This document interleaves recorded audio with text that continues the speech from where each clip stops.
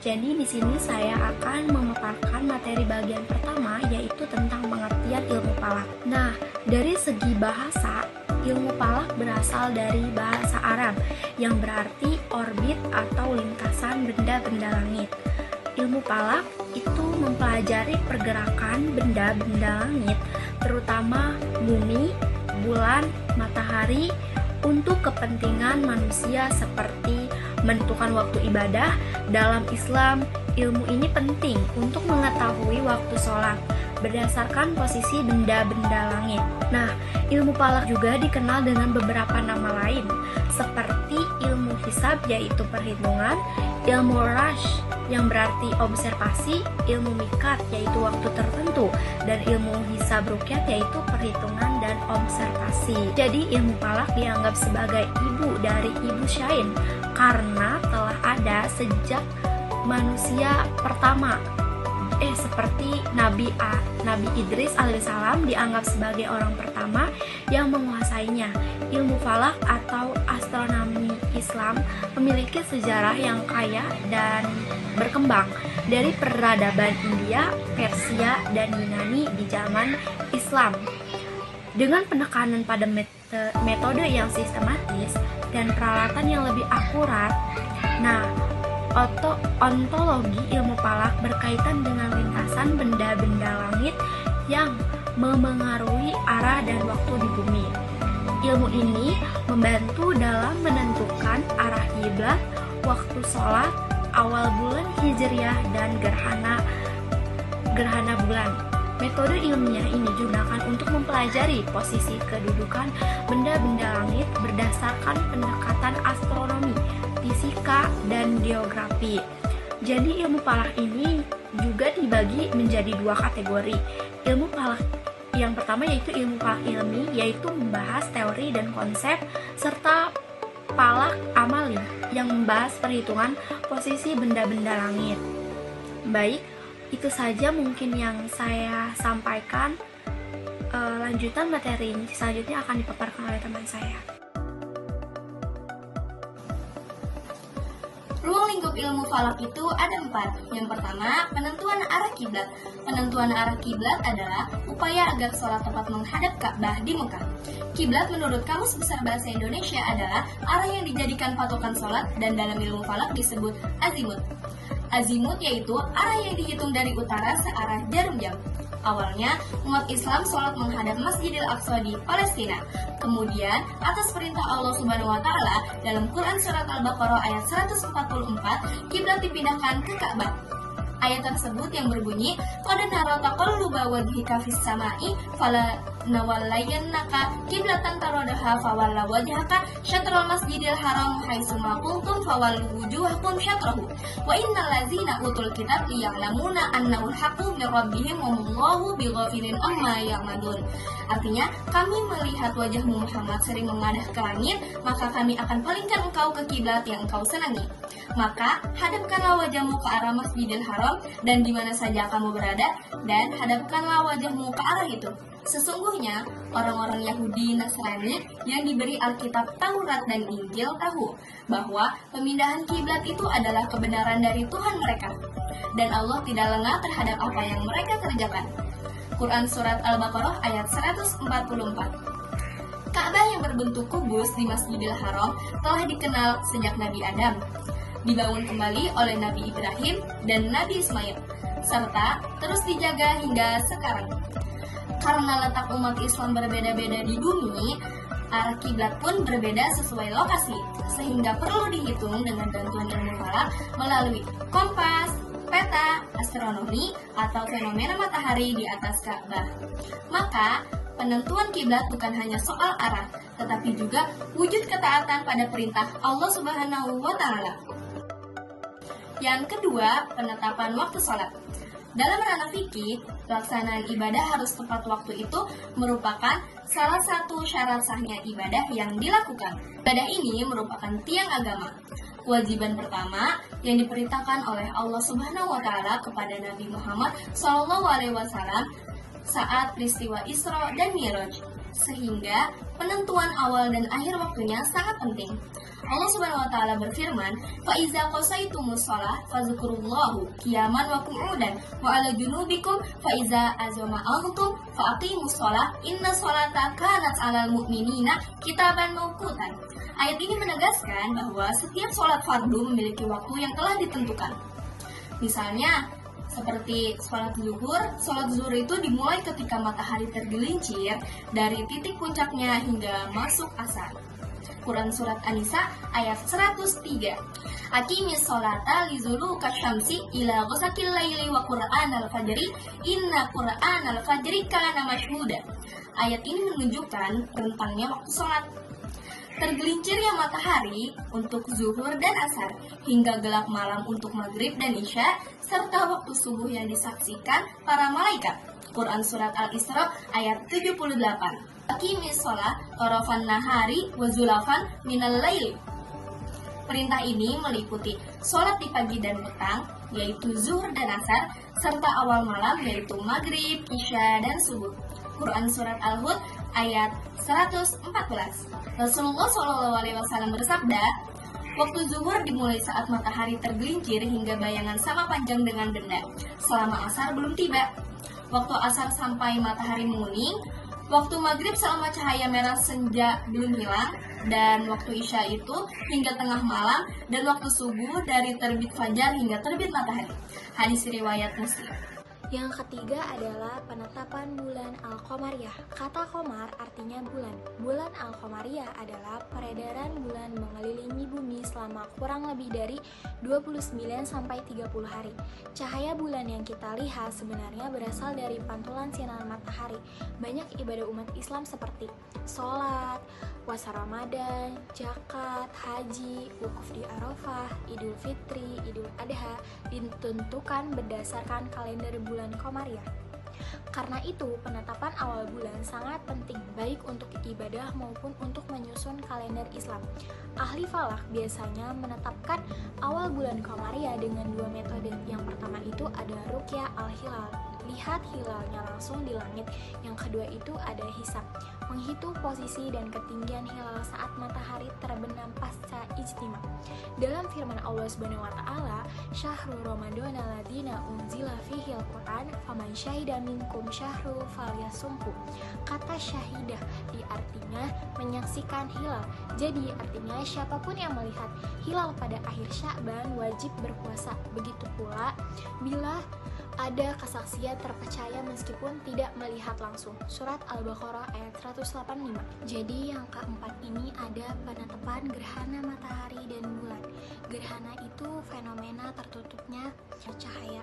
Jadi gerhana matahari itu terjadi di siang hari saat bulan menutupi matahari. Jadi sinarnya itu nggak kelihatan. Nah, kalau misalkan gerhana bulan itu terjadi di malam hari saat bumi menghalangi cahaya matahari ke bulan sehingga bulan tampak gelap. Jadi intinya gerhana itu muncul karena posisi matahari, bumi, bulan itu sejajar. Dari Al-Mughirah bin Syu'bah, Nabi SAW bersabda, "Inna syamsu wal qamaru ayatina min ayatillahi layan kasifa limauti ahadin walalah-yatihi fa'ida ro'aitu ma fada'ullaha wa sallu hatta talkasifa." Artinya, sesungguhnya matahari dan bulan merupakan dua tanda dari tanda-tanda Allah. Keduanya tidak akan mengalami gerhana karena kematian seseorang ataupun kelahiran seseorang. Ketika kalian menyaksikan keduanya, maka berdoalah kepada Allah dan lakukanlah sholat hingga kembali seperti semula. Selanjutnya tentang ilmu falak dalam perspektif Al-Quran dan Hadis. Al-Quran dan Hadis mendorong umat Islam untuk mempelajari ilmu falak sebagai pedoman aktivitas dan ibadah. Ilmu falak menjadi sarana memahami tanda-tanda kebesaran Allah melalui benda langit dan peredaran waktu. Adapun menurut istilah benda langit dalam Al-Quran, surat An-Najm yang artinya bintang-bintang, Ar-Rod artinya bumi, Al-Buruj yang artinya zodiak, Asy-Syams yang artinya matahari, Al-Qamar yang artinya bulan. Ada juga ayat Al-Quran tentang peredaran benda langit yang ada di surat Al-Imran ayat 190 yang berbunyi innama fi khalqis samawati wal ar waqtilafi laili wan nahari la ayati liulil albab, yang artinya sesungguhnya dalam penciptaan langit dan bumi serta penggantian malam dan siang terdapat tanda-tanda kebesaran Allah bagi orang yang berakal. Selanjutnya ada dalam surat Yunus ayat 5 yang artinya matahari bersinar, bulan bercahaya, orbit diterapkan untuk perhitungan waktu. Yang terakhir ada juga dalam surat Al-Isra ayat 12, malam dan siang sebagai tanda untuk mencari karunia dan menghitung tahun. Baik teman-teman, saya akan melanjutkan presentasi dari Dila, yaitu hadis yang diriwayatkan Ahmad An-Nasa Al-Kramiji dari Jabir Abdul yang berbunyi An-Zabiri qala ja'a Jibril ilu illa Nabi sallallahu alaihi wasallam hina jalati samsu faqala summa ya Muhammadun fasalla juhri summa ja'ahu hina sa'ta'a fajaru fi subhi faqala kum ya Muhammadun fasalla subhi subha faqama fasal. Dari Jabir berkata, telah datang malaikat Jibril kepada Nabi ketika tergelincir matahari lalu berkata, bangunlah Muhammad, dan sholatlah. Kemudian datang malaikat Jibril ke Juhri ketika telah terbenam fajar pada waktu subuh dan berkata, bangunlah Muhammad dan sholatlah subuh. Selanjutnya itu hadis dari Abu Hurairah, kitab Sunan Kubra wa Zohri Jauri Naki yang berbunyi, ada nasa Abu Musa kada nasa Muhammad bin Fadli bin Azwana anil a'masi an abi salihi an abi huwairata qala Rasulullah sallallahu alaihi wasallam inna bisolati awala wahira wa inna awala waqti fajrihi na yal'u fajru wa in akhira waqtiha inna tu'la'u samsu. Dari Abu Hurairah berkata, Rasulullah SAW bersabda, sesungguhnya sholat itu terdapat permulaan dan akhir dan awal sholat fajar subuh, yaitu ketika terbitnya fajar, dan akhirnya waktu adalah ketika terbitnya matahari.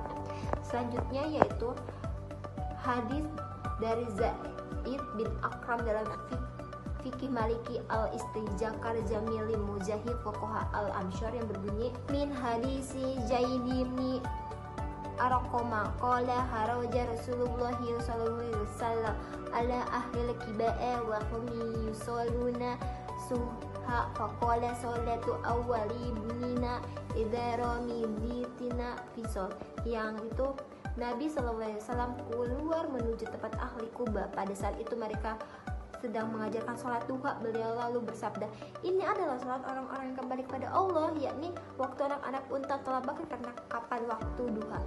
Yang terakhir yaitu hadis yang diputuk yang disebutkan dalam kitab Ainul Al-Ma'mud Syahra Sunan Abu Dawud yang berbunyi Furonawayu fi rawdati an ashabi samfi'i anna waqta duha yadkhulu bitulu isamasi walakina yustahabbu tahiroha ila arat tabiko samasi wadahaba ba'di minhum ila anna waqtaha yadkhulu min ila qa'i wa bihi jajama rafi'i baina rafa'a. Telah terjadi perbedaan di kalangan fuqaha di dalam batasan sholat duha. Secara umum jumhur ulama berpendapat bahwa waktu sholat duha dimulai dari ketika matahari mulai meninggi hingga sedikit sebelum tergelincir selama sebelum masuk waktu yang dilarang Imam Nawawi. Di dalam Ar-Rudha mengatakan, para sahabat kami mazhab Syafi'i berpendapat waktu sholat duha berawal dari terbit matahari dan dianjurkan agar mengakhirkannya hingga ia meninggi. Tujuan utama dari ilmu falak yaitu pengembangan ilmu pengetahuan dan teknologi, yang dimana ilmu falak berkontribusi besar terhadap ilmu pengetahuan dan juga teknologi di dunia ini. Yang kedua yaitu mendorong lahirnya astronom muslim pada masa kejayaan Islam, di mana lahirnya filsuf atau orang-orang terkemuka yang meneliti meneliti tentang adanya hari-hari besar atau yang meneliti tentang adanya waktu-waktu dalam peribadahan dalam Islam. Yang ketiga, kontribusi besar terhadap sains modern di timur dan barat, yang dimana ilmu falak adalah salah satu bentuk sains yang berkembang di peradaban timur dan barat dengan tujuan utama memastikan ketetapan arah kiblat, waktu peribadahan, awal mula komariah, dan peristiwa gerhana yang pada gilirannya memberikan manfaat praktis dan spiritual bagi umat Islam untuk memajukan astronomi. Dan yang keempat itu penunjang ibadah mahdoh, yang dimana untuk menentukan waktu-waktu ibadah secara sah dalam syariat Islam, seperti menentukan waktu sholat, arah kiblat, dan juga awal bulan Hijriah untuk puasa dan serta Idul Fitri, dan juga menentukan waktu pelaksanaan sholat gerhana. 5 yaitu penetapan arah kiblat, yang dimana ilmu falak juga membantu menentukan arah kiblat yang tepat secara syarat sahnya sholat, yang dimana kita juga kan belum tentu bahwa di masjid-masjid ataupun di tempat-tempat kita sholat apakah sudah benar arah kiblatnya sejajar dengan apa yang ilmu falak berikan terhadap kita yang notabene itu beragama Islam. Dan juga penetapan waktu sholat wajib, yang dimana berfungsi untuk menghitung dan memastikan waktu sholat yang ditentukan oleh Allah Subhanahu wa Ta'ala, yang juga memastikan sholat dilakukan pada batas waktu yang benar. Bahwasannya kita juga kadang melamakan sholat, bahwasannya sholat itu harus didahulukan. Ketujuh, penentuan awal bulan komariah, di mana ilmu falak juga sangat penting untuk menentukan awal dan akhir bulan Hijriah yang menjadi dasar penetapan awal puasa dan hari raya Idul Fitri. Di mana ada, kalau kita di hari-hari besar biasanya di puasa yang pemerintah melihat hilal apakah besok awal Syawal atau belum. Terakhir, tujuan utama ilmu falak yaitu perkiraan gerhana matahari dan bulan. Bahwasannya dengan ilmu falak ini umat muslim dapat mengetahui waktu akan terjadinya gerhana matahari maupun bulan, yang dimana kita sesama umat muslim bisa melaksanakan ibadah sunnah yaitu sholat gerhana. Dan ada manfaat ilmu falak. Manfaat ilmu falak yaitu terbagi menjadi 3, yaitu yang pertama mengingatkan akan kebesaran Tuhan, dan yang kedua yaitu menumbuhkan kesadaran dan menjaga alam semesta, dan yang ketiga yaitu mendukung keberlangsungan ilmu dan kesejahteraan manusia. Dengan kita mendukung keberlanjutan ilmu dan kesejahteraan manusia, kita dapat memperkuat ibadah dan serta keimanan kita untuk memahami dan juga mengetahui pergerakan arah matahari maupun bulan, juga menentukan waktu peribadahan kita serta memperkuat kepercayaan kita kepada agama Islam.